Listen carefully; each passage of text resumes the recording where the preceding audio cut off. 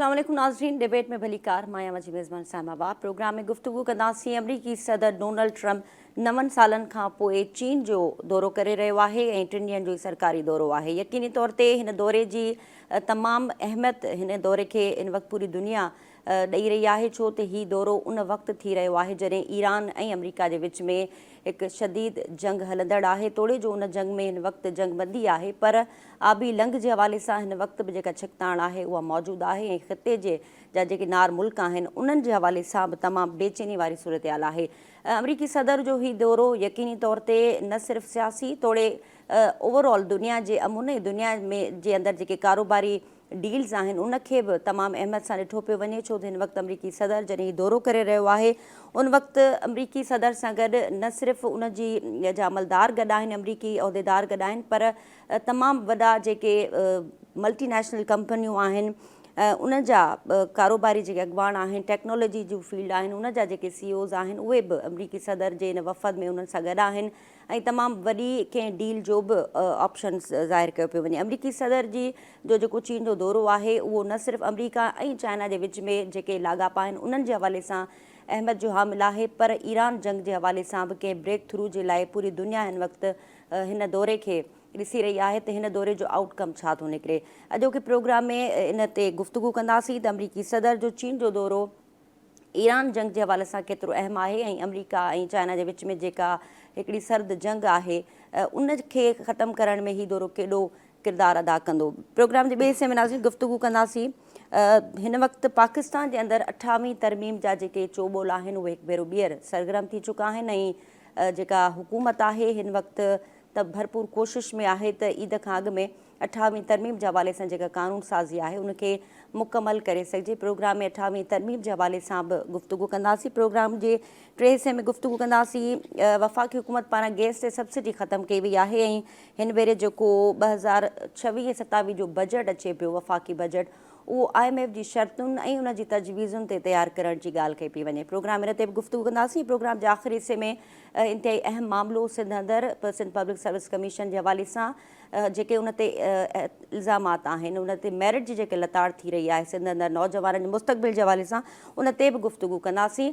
शुरूआति कंदासीं अमरीकी सदर जे चीन जे दौर जे हवाले सां। हिन ते ॻाल्हाइण लाइ असां सां हिन वक़्तु स्टूडियो में मौजूदु आहिनि सीनियर साबिक़ तजिया निगार फारूक मोरई साहब, इरफान महबूब साहब ऐं फ़ोन कॉल ते असांखे जॉइन कयो आहे फॉर्मर एम्बेसडर आहिनि GR बलोच साहब। शुरूआति GR साहब तव्हां खां करणु चाहियूं पिया। हिन वक़्तु अमरीकी सदर तमामु अहम दौरे ते चीन पहुतल आहे, तव्हां हिन दौरे खे कीअं पिया ॾिसो? जी थैंक यू। ॾिसो, हिन वक़्तु दुनिया में ॿ ताक़तूं आहिनि जेके टे आहिनि मुल्क जेके अहम आहिनि, अमेरिका, चाइना एंड रशिया। लेकिन रशिया छाकाणि जो हिकिड़ी जंग में रुतल आहे, उन में एंगेज कयो वियो आहे, तंहिं लिहाज़ सां अमेरिका ऐं चाइना ई आहिनि जेके हिन जी जेका सियासत आहे ग्लोबल लेवल ते उन में हिननि जो वॾो किरदारु आहे। सो जेके इशूज़ जेके साम्हूं ते नज़र अचनि त जेके उहे डिस्कस कंदा, तंहिंमें ट्रेड आहे, टेक्नोलॉजी आहे, ईरान जी जेका तेरनि हमलो कयो आहे अमेरिका उहो आहे, ऐं ख़ासि तरह हुन में स्टेट ऑफ हॉर्मोज़ खे खोलण या न खोलण जे लाइ छा करणु घुरिजे दुनिया खे या अमेरिका खे या गॾिजी चाइना खे। पर मोस्ट लाइकली जेका ॻाल्हि असेसमेंट ते बि वञे त ट्रम्प डेफिनेटली चाइना खां मदद घुरंदो कंहिं तरीक़े सां या जेको सख़्तगीर जेको हुननि स्टैंड वरितो आहे ईरान उनखे को थोरी फ्लैक्सिबिलिटी ॾेखारनि ऐं कंहिं एग्रीमेंट तरफ़ वञनि, छाकाणि हिन वक़्तु जेका घणी नज़र पई अचे उहा उन तरफ़ आहे। ऐं हिकु लिहाज़ सां हू ऐं चाइना तरफ़ां जेको आहे सो ताइवान जो वॾो ज़िक्र आहे उहो ऑलरेडी करे चुका आहिनि। हींअर जेको स्टेटमेंट आई पे त ताइवान जेको आहे सो जो इशू जेको आहे उहो हिकिड़ो नॉन नेगोशिएबल आहे।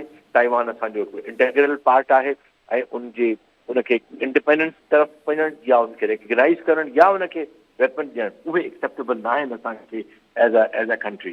सो मुंहिंजे ख़्याल में ही जेके मुद्दा आहिनि इंटरनेशनल पॉलिटिक्स जा बायलैटरल ऐं रीजनल उहे तमामु जा तमामु जॻहियुनि ते डिस्कस थींदा। अच्छा GR साहब, यकीनी तौर ते हिन वक़्तु चाइना जे हवाले सां ॻाल्हि हलंदड़ आहे त ईरान जो मामिलो हिकु पासे करण जे लाइ अमरीका चीन खां मदद घुरे पियो, पर अमरीकी सदर चीन रवानगी खां अॻु मुख़्तसिर ॻाल्हि ॿोल में चयो त अमरीका नथो चाहे त ईरान जे मामले में चीन मदद करे ऐं उहो मदद करे बि नथो सघे।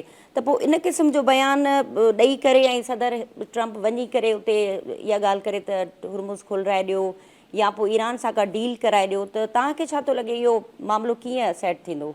न, बेसिकली इहा स्टेटमेंट चाइना लाइ कोन्हे, ही बेसिकली हुनजी पंहिंजी जेका कॉन्स्टिट्यूएंसी आहे मैगा, जंहिंमें उहो पंहिंजो पाण हिकिड़ो वॾो कामयाब बहादुर ऐं कंहिं हद ताईं फातेह तरह ॾियणु चाहे थो, हिकिड़ी पूरी फतह जेका उहो पंहिंजे नाले कराइणु चाहे थो, पंहिंजी कॉन्स्टिट्यूएंसी खे इंटैक्ट रखण जे लाइ। छाकाणि जो उते कंहिंखे केरु बि हुनखे बिलीव करण तयारु न आहे त इहा जंग जेका सो हिन अमेरिका जीती आहे, बल्कि टू द कॉन्ट्री जेको कंसेंसस आहे उहो इहो ई आहे त जंग स्ट्रेटेजिक लेवल ते अमेरिका जंग हाराए चुको आहे ऐं ईरान उन जंग खे जीते चुको आहे, साइकोलॉजिकली बि, इमोशनली बि ऐं स्ट्रेटेजिकली बि। लेकिन हू जेका कॉन्स्टिट्यूएंसी अनफॉर्चुनेटली आहे उहे मोस्टली ड्रॉप आउट्स आहिनि, लेबर क्लास आहे, वाइट नेशनलिस्ट रेसिस्ट आहिनि, उन्हनि खे दुनिया जी सियासत जी का ख़बर कोन्हे ऐं उहे हिकिड़ा अंधा फॉलोअर जेके हूंदा आहिनि उहे हूंदा आहिनि। सो उनखे इहो नैरेटिव उन्हनि पंहिंजे अंधे फॉलोअर लाइ करणो हूंदो आहे जेको हू कंदो रहंदो। बट एक्चुअली जेके तव्हां ऐं असां जहिड़ा जेके सुध ॿुध रखनि था माण्हू ऐं ॿिया जेके असांजा डिस्टिंग्विश पैनल वेठो आहे, त उहो ख़बर आहे उन्हनि खे ऐं दुनिया खे बि ख़बर आहे त लाज़मन ईरान जो मसइलो ऐं इहा जंग जेका गल्फ जी आहे उनजो हवाले सां गल्फ ॿियूं GCC कंट्रीज़ आहिनि उन्हनि जी सिक्योरिटी जे हवाले सां ऐं ख़ासि तौर स्ट्रेट ऑफ हॉर्मोज़ खे कीअं अॻिते हलाइणो आहे, उनखे इंतज़ाम छा करिणो आहे, उहे डेफिनेटली ॻाल्हियूं ईंदियूं। ऐं छो ईंदियूं? जो चाइना जो तक़रीबन 20% जेको ईरान जो 80% तेल हिन वटि वञे थो चाइना वटि, ऐं चाइना जो 20 to 30% जेको आहे ऑयल मुख़्तलिफ़ GCC कंट्रीज़ खां हिते जेतिरो तंहिंखां सवाइ उन्हनि जेको ॿी जेका आहे सप्लाई चेन उहा असां गुज़रे थी, हिकिड़ो वॾो दुनिया जो सभ खां वॾो इंडस्ट्रियल हब आहे। त हुतां जी एतिरो सारो हुन में खपे थो हुनखे त ही स्ट्रेट ऑफ हॉर्मोज़ हिकिड़ो वॉर जो थिएटर न हुजे, बल्कि हिकिड़ो पीसफुल गुज़रगाह हुजे समंदरी, जिते पीसफुली इंटरनेशनल ट्रेड हली सघे। जी अच्छा, इन खां अलावा जियर साहब हिकिड़ी ॻाल्हि इहा बि हलंदड़ आहे त ईरान जे मामले ते जेका डील थियणु वञे पई उन में इनरिच यूरेनियम चाइना वटि बि वञी सघे थो ऐं उहे जेके स्टॉक पाइल्स आहिनि उहे चाइना या रूस ॾे बि वञी सघनि था। त हिन डील जेका सदर ट्रम्प करणु वञे पियो उन वक़्तु ईरान सां, उन में चाइना उनखे कहिड़ा ऑप्शन्स ॾेई सघे थो, अमरीका खे कीअं सेफ एग्ज़िट ॾेई सघे थो, छा हिन मामले ते बि ॻाल्हि थींदी ऐं तव्हांखे लॻे थो कुझु ॾींहंनि में असां ब्रेक थ्रू ॾिसंदासीं ईरान जे मामले ते? पॉसिबल आहे। तव्हां सुठो हिकिड़ो पॉइंट खयो त छा चाइना अमेरिका खे सेफ एग्ज़िट ॾियण में हिन वॉर खां ॿाहिराए थो साबित थींदो सघे थो पियो ओबलाइज करण जे लाइ, लेकिन इहा ॻाल्हि साम्हूं न ईंदी या एनालिस्ट खे ख़बर पवंदी। पर डेफिनेटली अमेरिका का न का मुआविनत डिप्लोमेटिक मुआविनत जेका आहे सा ज़रूरु चाइना खां घुर कंदो ऐं चाइना खे बि जीअं बि पंहिंजे इंट्रस्ट में आहे त इहो मामिलो हल थिए पुरमन तरीक़े सां ऐं हिते जेका लड़ाई हले पई हींअर उहा बंदि थी वञे। ऐं इहा मुमकिन जेके जेसिताईं यूरेनियम जे रखण जो तालुक़ु आहे त हुन में मोस्ट लाइकली रशिया बि अचे थो पियो, छाकाणि तंहिंखां पहिरियां जेको इन्हनि जी जेका एग्रीमेंट हो JCPOA उन तहत कुझु यूरेनियम इनरिच रखियो बि वियो हो रशिया में। ऐं उन खां अलावा असां इहो बि ॾिठो आहे त ईरान जो जेको फॉरेन मिनिस्टर आहे ओमान बि वियो हो ऐं पोइ रशिया बि हुयो। त उन में मोस्ट लाइकली हलनि थियूं ॻाल्हियूं। छा चाइना इन लाइ तयारु थींदो, इन का मूंखे अञा ताईं का स्टेटमेंट जेका अहिड़ी इंडिकेशन नज़र न आई आहे, पर पॉसिबल आहे त छाकाणि जो ईरान मुंहिंजे ख़्याल आहे चाइना ते बि ट्रस्ट करे सघे थो, रशिया ते बि करे सघे थो, ऐं जेकॾहिं अमेरिका इन ॻाल्हि जी सजेशन ॾिए थो, छाकाणि जो रशिया सां उनजा तालुकात हीअं सुठा न आहिनि इन जे करे यूक्रेन जे करे, त पॉसिबल आहे त उहो जेको इनरिच यूरेनियम जेको आहे सो पॉसिबल आहे त हुनखे सेफ रखण जे लाइ चाइना जो इंतख़ाब कयो पॉसिबल आहे। अच्छा जी फारूक जियर साहब, इन हवाले सां थोरो आगाह कंदा हलो। तिन वक़्तु अमरीका चीन खां सिर्फ़ु बोइंग जा जहाज़ वठणु चाहे थो या का हिकु वॾी ज़रई डील बि करणु चाहे थो। तव्हांखे छा लॻे थो त हिन वक़्तु जेके ॿ पैरल पावर्स असां ॾिसूं पिया दुनिया जे अंदरि, उनमें अमरीका वॾो रिलाए करे थो चाइना जी इकोनॉमी ते ऐं चाइना जी इकोनॉमी बि वॾी रिलाए करे थी अमेरिका ते, त इहे ॿ वाइस वर्सा शयूं आहिनि। त तव्हांखे छा थो लॻे का वॾी डील चाहे थो अमरीकी सदर, चाहे उहा टेक्नोलॉजी जे लिहाज़ खां हुजे या ज़रई वॾी डील चाहे थो, बोइंग जा जहाज़ बि हुनखे खपनि? वेरी गुड क्वेश्चन, शाबाश, गुड। बिल्कुल सही आहे तव्हांजी ॻाल्हि। इनखे इन तरीक़े सां सोचणु घुरिजे, ॾिसणु घुरिजे, छाकाणि जे ॿई जेके वॾियूं सनतूं आहिनि दुनिया जूं ऐं इन्हनि जूं पाण में काफ़ी हिकिड़ो डिपेंडेंस आहे, interdependence between the two economy. कोशिशि कई हुई शुरू में ट्रम्प कंहिं तरह सां डी कपल कयूं पंहिंजे पाण खे, पोइ वरी हुनखे डी कपल खे हुननि चयो डी रिस्क कयूं था पिया। तो हाणे वरी कंसेंसस इहो ई वेस्ट में आयो त डी रिस्क कयो, डी कपल थियण जो पॉसिबिलिटी न आहे, छाकाणि जो एतिरी डिपेंडेंस आहे from screwdriver to microchips China ते जो पॉसिबल ई ऐं रेयर अर्थ, ख़ासि तौर जेको रेयर अर्थ जो मसइलो आहे जेके असांखे दूर करणु घुरिजे, उन जे हवाले सां चाइना जेको आहे सो वटि लीवरेज आहे जो 90% जेके रेयर अर्थ आहिनि से चाइना प्रोड्यूस बि करे थो, उनखे जेको आहे सो रिफाइन बि करे थो ऐं सप्लाई बि करे थो। उन लिहाज़ सां मुंहिंजे ख़्याल में इहो ॾाढी लाज़मी ईंदो हुन विच में। ऐं बोइंग जो इन करे जो हू ऐं हुन सां गॾु वॾा वॾा एग्ज़ेक्टिव वञनि पिया था। आई थिंक हुनजो जो आहे माइक्रो एप्पल जो आहे ऐं ॿियो जेको टेस्ला जो आहे उहो बि ॿिया बि काफ़ी सारा जेके आहिनि से बिज़नेसमैन आहिनि जेके थिंक इहे इंसेंटिव ॾींदा ऐं चाइना बि इन तरह सां उनजी डिपेंडेंस पाण ते रखण जे लाइ, छाकाणि चाइना हिकु वॾो दुनिया में सभु खां वॾो ईअं जहिड़ो कर ऑर्डर्स हुनजे ई थियनि पिया था। So I think there hundreds of J K आहिनि से बोइंग जेके थी ऑर्डर करण वारा हुआ या करे रहिया आहिनि। So I think there will be a very big deal between American corporation and the Chinese corporations ऐं हिकिड़ी वॾी बार्गेन थियणु हले पई थी। लेकिन मुंहिंजो इहो ख़्यालु आहे त हिन में इहो बि थो वेंदो त कंहिं तरह सां हिकिड़ी यूनिपोलर वर्ल्ड खां कंहिं तरह सां मल्टीपोलर वर्ल्ड में without going into a war रस्तो कहिड़ो आहे, उनजो फ्रेमवर्क छा हुजे, उन ते बि ॻाल्हि ॿोल थी सघे थी जेका अॻिते असां ईंदड़ वक़्तनि में ॾिसंदासीं त उन ते अमेरिका ऐं चाइना जी गुफ़्तगू उन्हनि जो नेगोशिएशन हलंदियूं रहंदियूं। अच्छा जीअर साहब, जीअं त तव्हां ॾिठो त अमेरिका ऐं चाइना जे विच में हिकु सर्द जंग ऐं हिक ॿिए खे जीअं इल्ज़ामनि जे हवाले सां अमरीकी सदर काफ़ी भेरा चाइना खे निशाने ते रखियो आहे। एतिरनि ॾहाकनि जी हिन क़िस्म जी जेका सर्द जंग ॿिन्हिनि मुल्कनि जे अंदरि, ऐं हिन वक़्तु ॿई मुल्क जीअं असां ॾिसूं पिया त छा इहे ॿई मुल्क इन फॉर्मूले ते अची चुका आहिनि त let's agree to disagree? Well, there is a disagreement. इहो मुंहिंजे ख़्याल ऑलमोस्ट आहे त इहा सभ खां सुठी इन्हनि कैरेक्टरिस्टिक ऐं हिन में चाइना वधीक मुंहिंजे ख़्याल उनखे मार्क ॾियणु घुरिजनि त उन्हनि नेगोशिएशन पंहिंजूं कॾहिं बि न टोड़ियूं आहिनि अमेरिका सां, डिस्पाइट प्रोवोकेशन जेके ताइवान ते हिननि जा आयूं उन खां पहिरियां बाइडन जे ज़माने में स्टिल जेको कम्युनिकेशन चैनल जेके अमेरिका जा ऐं चाइना जा से they have been very very strong, चाहे सख्त हुजनि स्टेटमेंट्स या कीअं बि हुजे।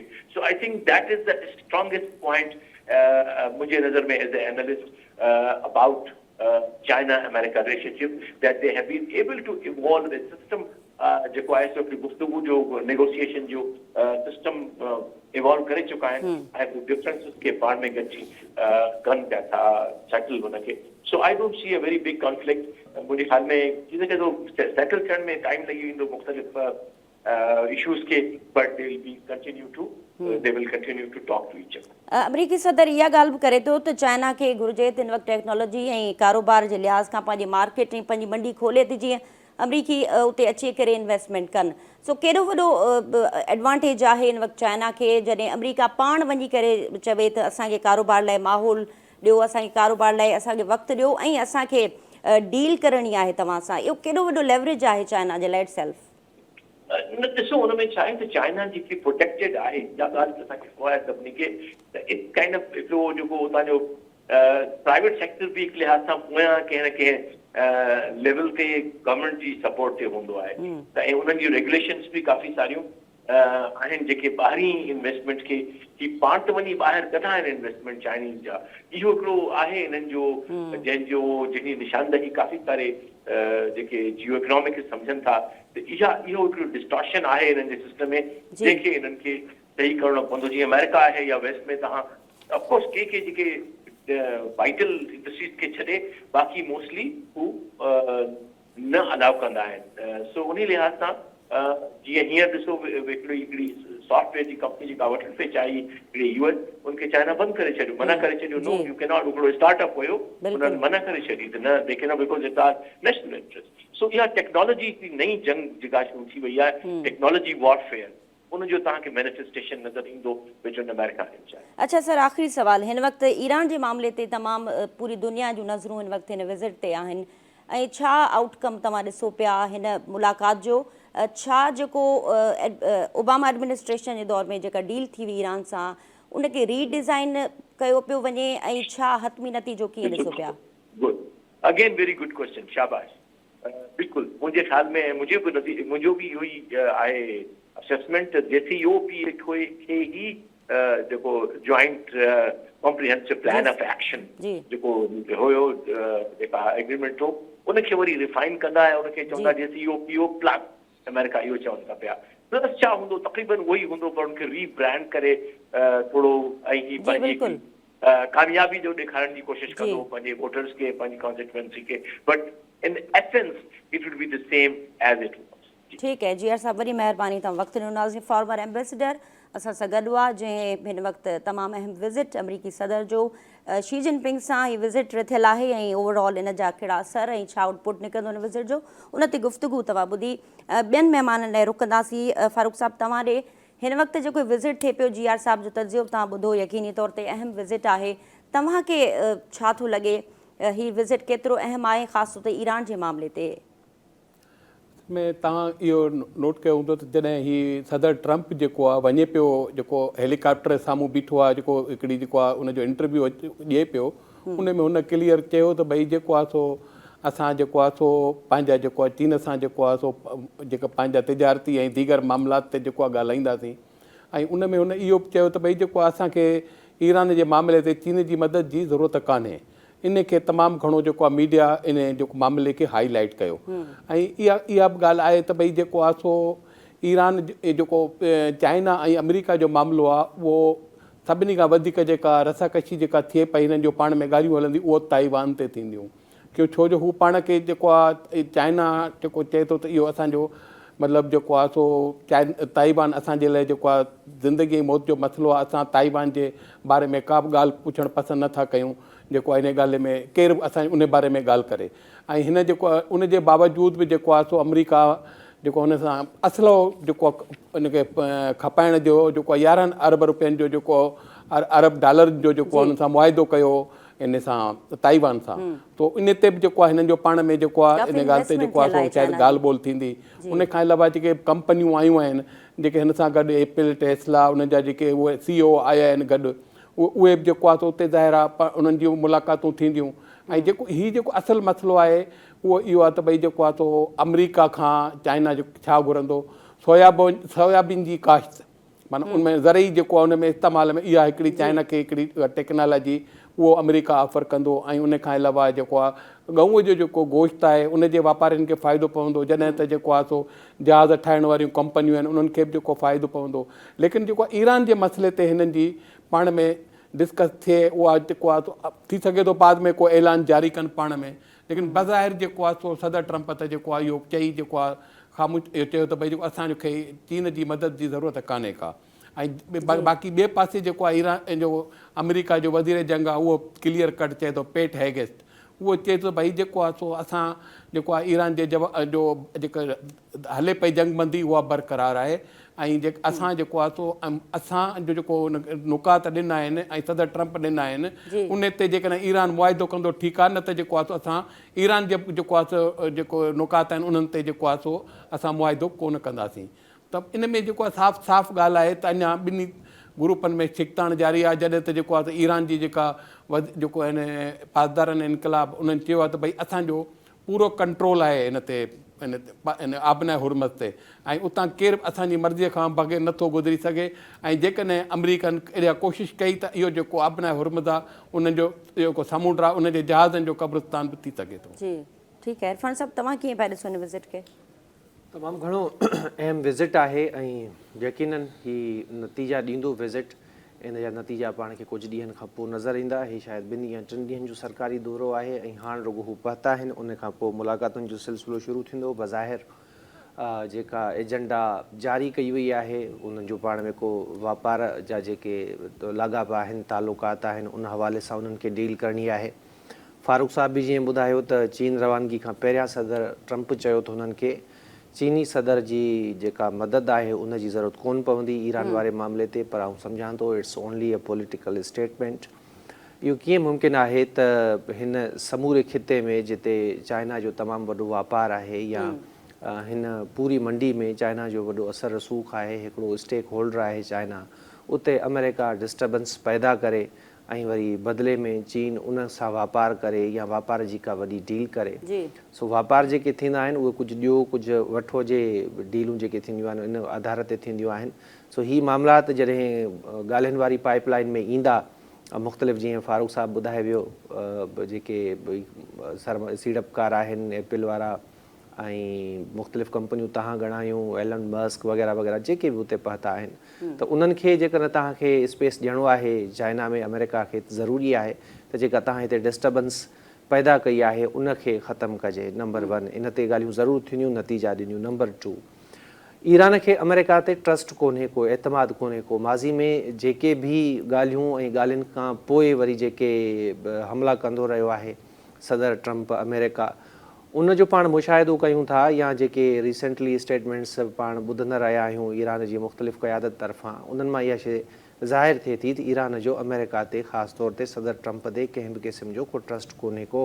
हाणे जॾहिं चीन इन में मुदाख़लत कंदो या चीन विच में ईंदो या चीन जे थ्रू जेकॾहिं हल्की फुल्की ॻाल्हि थिए थी या चीन जूं तजवीज़ूं तस्लीम कयूं वञनि या उन खां वरितियूं वञनि, त पोइ इन में ही जेको ट्रस्ट वारो अंसर आहे या बेअतमादी वारी जेका ॻाल्हि आहे उहा काफ़ी हद ताईं घटिजी वेंदी। मजमूई तौर ते पाण चई सघूं था त बज़ाहिर पाण ॾिसूं था त सदर ट्रंप वापार जे हिसाब किताब सां चीन वियो आहे ऐं 9 सालनि खां पोइ जो ही दौरो आहे। यकीनन ॿई सुपर पावर्स आहिनि मुल्क ऐं ॿई मुल्क जेके पैरेलल हुजनि उहे जॾहिं पाण में ॻाल्हाईंदा त उहो ॻाल्हियुनि जो तरीक़ेकार हिकिड़ो अलॻि ई हूंदो आहे। जिते ॿिन्ही मुल्कनि जे विच में हिकिड़ी वॾी डील थियण जा इम्कान आहिनि या उमेदु आहे, त उते ईरान वारो मां सम्झां थो जेको मामिलो आहे उहो नंढिड़ो साबित थींदो ऐं एन मुमकिन आहे त ईरान वारो जेको मामिलो आहे उहो बि सॉर्ट आउट थी वञे। ठीकु आहे नाज़रीन, प्रोग्राम में ॿियनि मौज़ुअनि ते बि गुफ़्तगू कंदासीं, पर हिते मुख़्तसिर साही जो वक़्तु थियो आहे, सां गॾु रहिजो।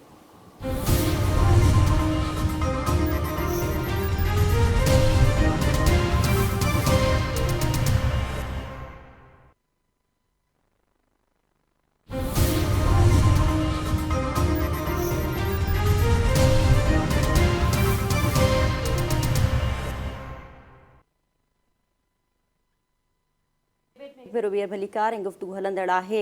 हिन वक़्तु नाज़रीन प्रोग्राम जे हिसे में ॻाल्हि ॿोल कंदासीं 28वीं तरमीम जा जेके चोॿोल आहिनि उहे भेरो ॿीहर सरगर्म आहिनि ऐं वफ़ाक़ी हुकूमत ऐं उन जा जेके पार्लियामेंट मेंबर्स आहिनि उहे बि सरगर्म आहिनि। हिन वक़्तु नाज़रीन जीअं त 28वीं तरमीम अञा ऐवान में पेश न थी आहे, पर उन जे हवाले सां जेको फ्रेमवर्क आहे, जेका कानून साज़ी आहे, उन हवाले सां तयारियूं हली रहियूं आहिनि। छा ही मामिलो आहे उन ते ॿिन्हिनि महिमाननि खां राय वठंदासीं। फारूक साहब, तव्हां ॾिठो 26 27वीं तरमीम जॾहिं आई त मुल्क में हिकु क़िस्म जो एहतजाज ऐं काफ़ी रद्दमल साम्हूं आयो, चाहे उहो कहिड़े बि मकतब फ़िक्र सां तालुक़ु रखंदड़ माण्हू हुजनि, हर कंहिं पंहिंजो पंहिंजो एहतजाज रिकॉर्ड करायो। 28वीं तरमीम अञा तोड़े जो न अची सघी आहे ऐवान में, पर उन जे हवाले सां जेके ॻाल्हियूं हलंदड़ आहिनि उन ते हिन वक़्तु जेके रिपोर्ट्स अचनि पियूं उन मुताबिक़ पीपल्स पार्टी खे ख़दशा बरक़रार आहिनि, पर वफ़ाक़ी गवर्नमेंट उनखे जेको आहे उहो कंपनसेट करे पई ऐं उनखे हिकिड़ी वॾी डील बि ॾियणु वञे पई। सो तव्हांखे छा थो लॻे 28वीं तरमीम जे हवाले सां? बिल्कुलु इहे चोॿोल हलनि पिया था। इन में जेको आहे अॻियों हफ़्तो जेको आहे चवनि था त इंतिहाई अहम आहे कि हिननि जो ख़्यालु असांजो जेको अचे पियो थो असांखे जेको हिनखे ॻाल्हि असांजे हिन में अचे पियो नॉलेज में इहो आहे त 21 तारीख़ ताईं हीअ चाहिनि था ईद उल अज़हा खां पहिरियां जेको आहे सो 28वीं तरमीम खे ऐवान खां बहाल कराए वञे। ऐवाननि में ज़ाहिर हलचल मचियल आहे, लेकिन जेका पाकिस्तान पीपल्स पार्टी जेका मौजूदा हुकूमत जी तमामु वॾी जेको आहे पंहिंजो आहे इतिहादी आहे, उनखे जेको आहे सो ज़ाहिर आहे इन में जेको आहे सो तहफ़ुज़ात आहिनि त भई जेको आहे सो कुझु ज़ाहिर आहे ॻाल्हियूं आहिनि जंहिंजे करे हू चाहिनि था त भई जेको आहे उनखे राज़ी कयो वञे। इन सिलसिले में वज़ीर आज़म जेको आहे सो राना सनाउल्लाह खे जेको पंहिंजो मुशीर आहे उनखे ऐं प्लस जेको आहे स्पीकर जेको आहे क़ौमी असेंबली अयाज़ सादिक खे जेको आहे ऐं उनखां अलावा वज़ीर ख़ारजा ऐं नायब वज़ीर आज़म इसहाक़ डार खे बि जेको आहे सो इन ॻाल्हि ते लॻायो आहे त तव्हां पीपल्स पार्टी वारनि सां ॻाल्हायो ऐं ॿियनि बि जेको आहे रहनुमाउनि सां ॻाल्हायो ताकी जेको आहे इहा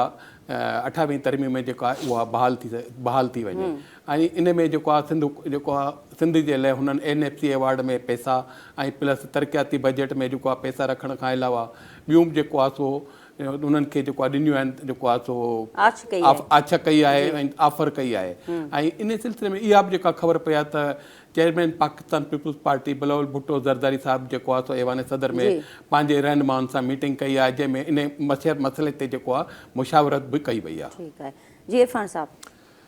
ॾिसो हाणे ही 28वीं तरमीम जेका आहे उहा लिंक थिए थी वञी 27वीं तरमीम सां ऐं 6वीं तरमीम सां। जॾहिं 6वीं तरमीम जी ॻाल्हि आई तव्हांखे यादि हूंदो इन में NFC जो ज़िक्र थियो हुयो ऐं उन ते काफ़ी रिज़र्वेशन्स हुआ जेके बाद में रिवर्स बि थिया ऐं तमामु सख़्तु हिकिड़ो पाकिस्तान पीपल्स पार्टी उन ते एहतजाज रिकॉर्ड कयो। वरी जॾहिं 27वीं तरमीम आई उन में बि इहे ॻाल्हियूं शामिल हुयूं पर थियो पोइ बि ईअं त पीपल्स पार्टी जे रिज़र्वेशन जे करे उहे शयूं रिवर्स करणियूं पियूं ऐं on the floor Noon league जा जेके मिनिस्टर आहिनि ख़ासि तौर ते आज़म नज़ीर तारड़ साहिबु उन्हनि इहा स्टेटमेंट ॾिनी हुई त जेके रहिजी वियल मामला आहिनि उहे असीं बाद में आणींदासीं नई तरमीम में आणींदासीं जॾहिं असांजो इतफ़ाक़ राय थी वेंदो।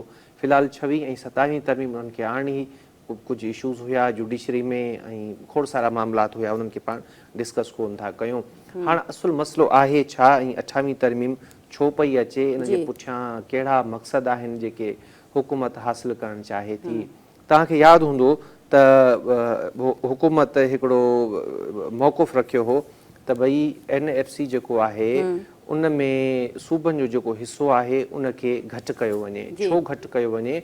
हुकूमत सम्झे थी वफ़ाक़ सम्झे थो अच्छा ही जेको मौक़ुफ़ आहे इहो अॼोकी हाणोकी हुकूमत जो त आहे ई आहे पर इन खां पहिरियां बि जेका हुकूमत रही आहे ख़ान साहिब जी पाकिस्तान तहरीक इंसाफ़ जी उन बि इहो साॻियो मौक़ुफ़ अख़्तियार कयो हो। उन वक़्तु इन ते बि कमु हलंदड़ हुयो पर उन टाइम पीपल्स पार्टी रेज़िस्ट कयो। हाणे ही सम्झनि था त भई NFC अवॉर्ड जेके असां पैसा कलेक्ट कयूं था उहे असीं NFC अवॉर्ड जी सूरत में सूबनि खे ॾेई था छॾियूं त असां वटि का शइ बचे कोन थी असीं कर्ज़ किथां ॾियूं असीं मुल्क किथां हलायूं वग़ैरह वग़ैरह। त पहिरियां तजवीज़ आई त NFC अवॉर्ड में सूबनि जो जेको हिसो आहे उहो घटि कयो वञे। हाणे पाकिस्तान जो आइन छा थो चए? पाकिस्तान जो आइन थो चवे त तव्हांखे NFC अवॉर्ड में सूबनि जो जेको हिसो आहे उहो वधाइणो आहे। वधाए नथा सघो सेम बरक़रार कंदो घटि नथा करे सघो उनखे। जेको तव्हां NFC अवॉर्ड हिन साल ॾियो था जेकॾहिं तव्हां अॻे साल ॾियो था या नेक्स्ट जेको अवॉर्ड हूंदो उन में हुनजो जेको शेयर आहे सूबे जो उहो घटि कोन थींदो उहो वधंदो। असां वटि त ख़ैर आइन में जेका शइ दर्ज थियल आहे हिसो घटि या वधाइण या त परे जी ॻाल्हि आहे पर NFC अवॉर्ड ॾियण वारे मामले ते बि कई साल थी विया आहिनि अञा ताईं सूबनि खे न ॾिनो वियो आहे। त हाणे तरमीम अचे थी या सोचनि पिया था त 28वीं तरमीम में NFC वारो जेको मामिलो आहे इन खे असीं कंहिं न कंहिं तरीक़े सां एडजस्ट कयूं ऐं हुननि जा जेके मक़सद आहिनि टेक्निकल वे सां हिकिड़ी शइ मुतारिफ़ कराए हल कयूं। हाणे मसइलो किथे आहे? मसइलो हिते आहे त NFC अवॉर्ड वारो जेको मामिलो आहे या जेको आर्टिकल आहे आइन में दर्ज थियल उहो पाकिस्तान पीपल्स पार्टी पंहिंजे हुकूमती दौर में आंदो हो या इहा तरमीम जेका आहे पाकिस्तान पीपल्स पार्टी पंहिंजे दौर में आंदी हुई। छो आंदी हुई? ही उहो ज़मानो हुयो जॾहिं सिंध में क़ौम परस्त वारी जेका सियासत आहे उहा तमामु घणी उरूज ते हुई ऐं हिकिड़ो नैरेटिव बिल्ड कयो पियो वियो त सूबनि जा जेके वसीला आहिनि उन ते वफ़ाक़ क़ाबिज़ आहे हर शइ हू वफ़ाक़ खयों हलियो थो वञे। त इन तरमीम ज़रिए हिकु त सूबनि खे ख़ुदि मुख़्तियार कयो वियो मुआशी तौर ते बि ख़ुदि मुख़्तियार कयो वियो पर हाणे 2007 या 8 में इहा तरमीम आई।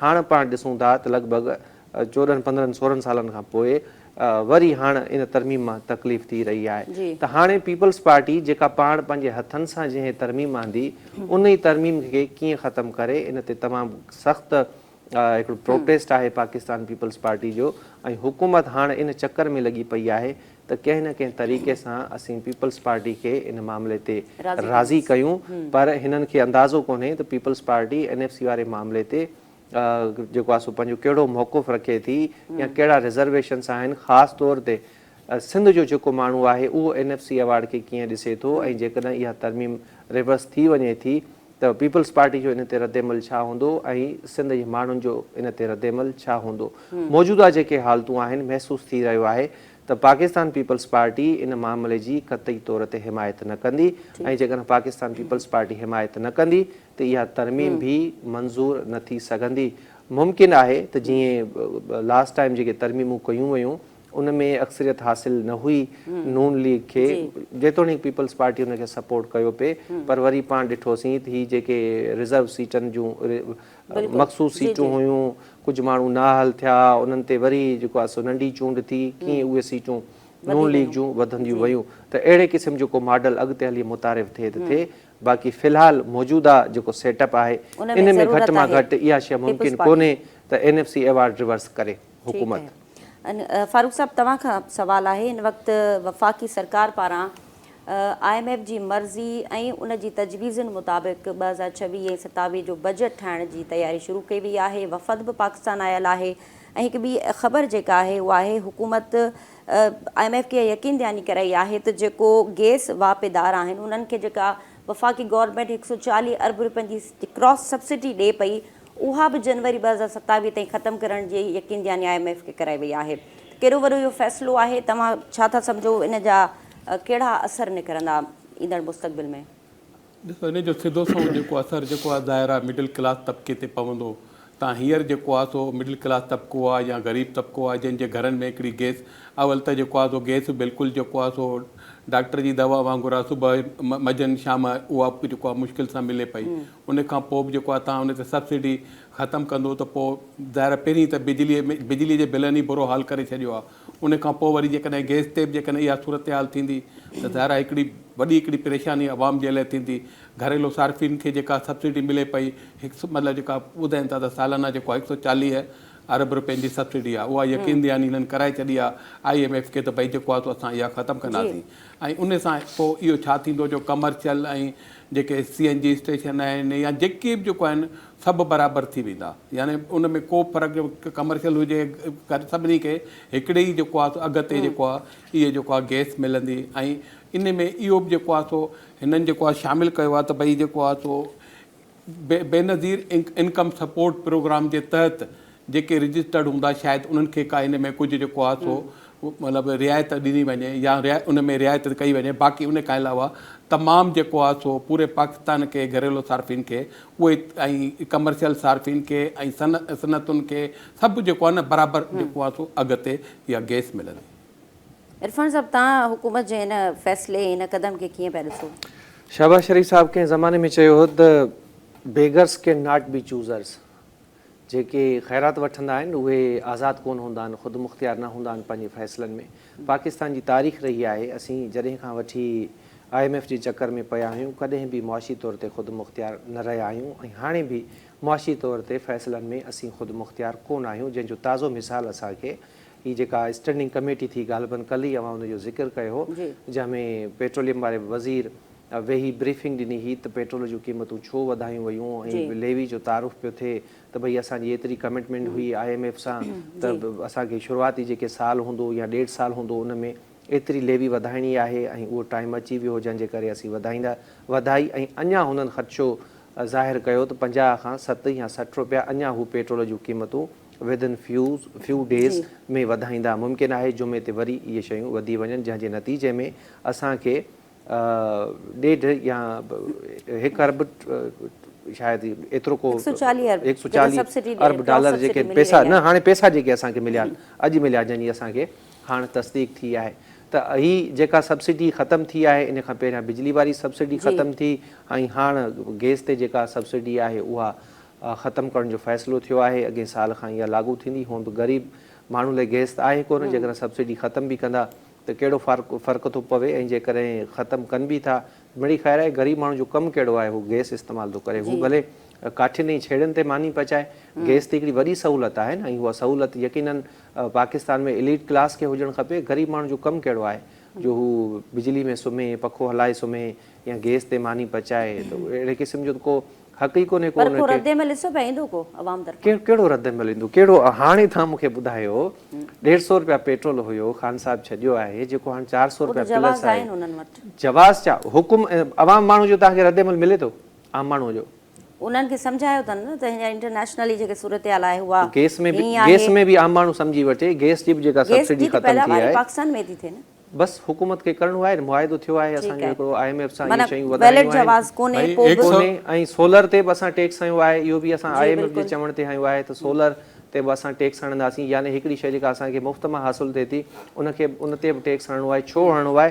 छो जो असांजो जेको टैक्स कलेक्टर इदारो आहे FBR, जी। उहो पंहिंजा हदफ़ मुकमल करे नथो सघे। इन जे करे हाणे लॻभॻि नई जेका बजट ईंदी असांजी हिकु ॾेढ महीने खां पोइ जून में शायदि पेश थींदी, 260 अरब रुपए जा नवां जेके टैक्स आहिनि उहे अवाम ते मढ़िया वेंदा। सो जेके बि हल्कियूं फुल्कियूं सब्सिडीज़ आम ग़रीब माण्हू उहे खे ख़तमु मिलनि थींदियूं। पियूं उहे मुकमिल तौर ते ख़तमु थींदियूं। हाणे इहो जीअं फारूक साहब हवालो ॾिनो त बेनज़ीर इनकम सपोर्ट जी जेका डेटा आहे उन जी बुनियाद ते हिकिड़ी टारगेटेड सब्सिडी फराहम कई वेंदी। पर हाणे इन जी सर्वे कॾहिं थी आहे बेनज़ीर इनकम सपोर्ट जी? आख़िरी को साल 2 साल 3 साल इनखे यकीनन थी विया हूंदा। ऐं तव्हांखे यादि हूंदो त इहा सर्वे एॾी सुठी थियल आहे जो कंहिं हुकूमत इन मां जेके ऑफिसर आहिनि अरिड़हें ग्रेड जा उन्हनि जे ज़ालुनि जा नाला कढिया, उन्हनि जे मिटनि माइटनि जा नाला कढिया।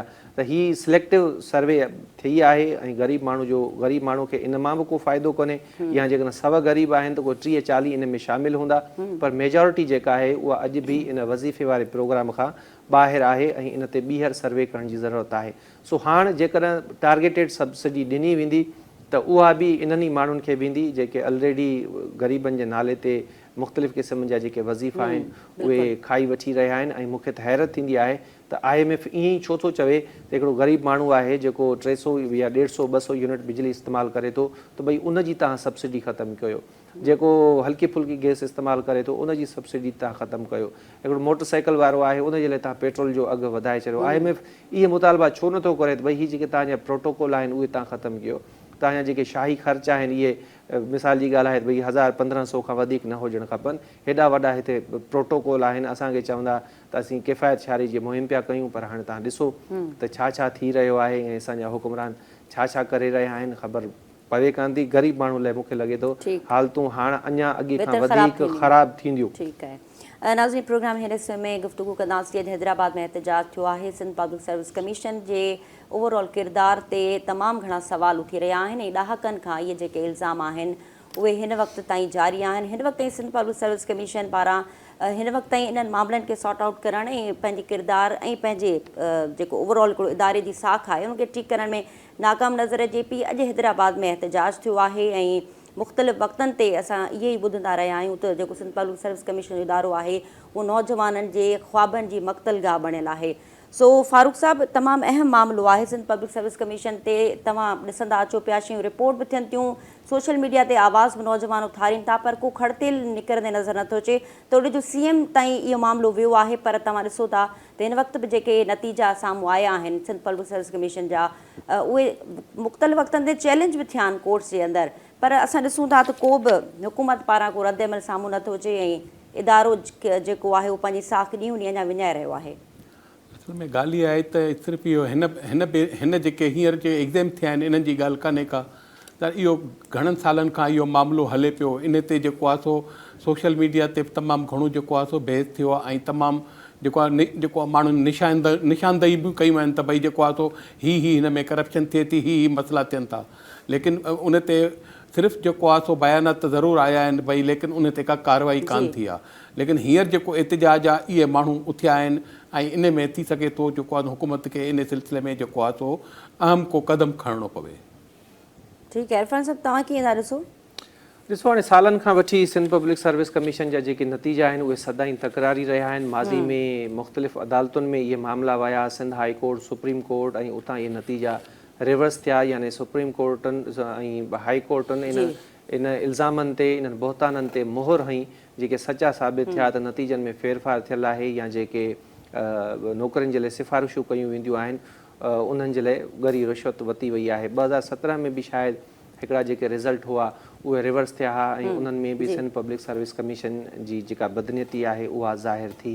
हाणे जेको रिसेंटली एहतजाज हले पियो हैदराबाद में, अॼु जेको थियो आहे उहो 2024 में शायदि उनजी टेस्ट थी ऐं हाणे रिसेंटली जेके नतीजा आया उन जे ख़िलाफ़ु थियो आहे ऐं सम्झनि था उहे एहतजाज कंदड़ त हीअ जेके नतीजा आहिनि इहे मेरिट ते न आया आहिनि। 12,000 कैंडिडेट वेठा हुआ जंहिंमां रुगो 7 ॼणा जेके आहिनि उहे पास थिया आहिनि। ॾिसो हिकिड़ी शइ त तय आहे त माज़ी जो जेको रिकॉर्ड ॿुधाए थो सिंध पब्लिक सर्विस कमीशन जो, उहो को हकारी कोन्हे, उहो फ़ख्र जोॻो कोन्हे। उन में असांखे बेक़ाइदगी मिले थी, उन में असांखे बदनीयती मिले थी, उन में असांखे चोरी रिश्वतखोरी मिले थी, ऐं इहे इल्ज़ाम जेको आहे सो अदालतुनि में साबित थिया आहिनि। हाणे जेके नतीजा आहिनि, ऐं ज़ाहिरी ॻाल्हि आहे जॾहिं कुझु माण्हू फेल थींदा, कुझु पास बि थींदा, ऐं जेके फेल थींदा उहे यकीनन इहो ई चवंदा त मेरिट जी लताड़ थी, ऐं जेके पास थिया उहे चवंदा वाह वाह वाह जो कमु थी वियो।